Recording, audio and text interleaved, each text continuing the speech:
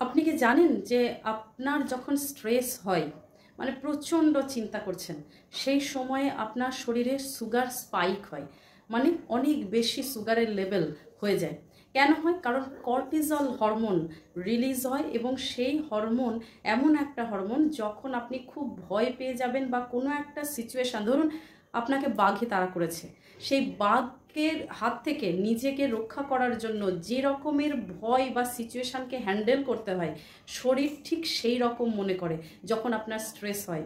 এবং প্রচণ্ড স্ট্রেসে কি করে, পাম্প আউট করে দেয় সুগারকে আপনার রক্তের মধ্যে, আর তখন রক্তে সুগারের লেভেল বেড়ে যায়। আর ঠিক সেই সময় সুগারের যেহেতু কোষে অনেক বেশি ঘাটতি দেখা যায়, তাই আপনার ইচ্ছে হয় যে বারবার কিছু মিষ্টি জাতীয় জিনিস, কিছু ধরুন আইসক্রিম হতে পারে, বা প্লেন সুগারও একটা ক্রেভিং, বা স্টার্চি কোনো মেটেরিয়ালের একটা লোভ তৈরি হয় এবং আপনি খেতে থাকেন। তাই প্রত্যেককে একটা সাবধান করে দিই যে যারা খুব বেশি পরিমাণে স্ট্রেসের মধ্যে আছেন, তারা আজই নিজেদের স্ট্রেসকে কন্ট্রোল করার চেষ্টা করুন মেডিটেশনের মাধ্যমে, প্রাণায়ামের মাধ্যমে। তার কারণ হলো, যদি আপনি সুস্থও হন, তাহলেও ইন ফিউচার আপনার এই সুগার স্পাইক এবং এই সুগারের ক্রেভিং, মানে স্ট্রেসের জন্য, সেটা আপনাকে ক্রনিক ডায়াবেটিক পেশেন্ট তৈরি করবে।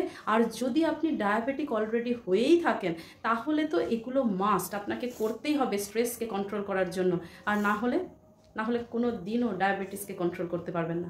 ভালো থাকুন, সুস্থ থাকুন, আর শেয়ার করুন ভিডিওটা সমস্ত আপনজনের মধ্যে। তার কারণ স্ট্রেসটাকে আমরা গুরুত্বই দিই না। Thank you.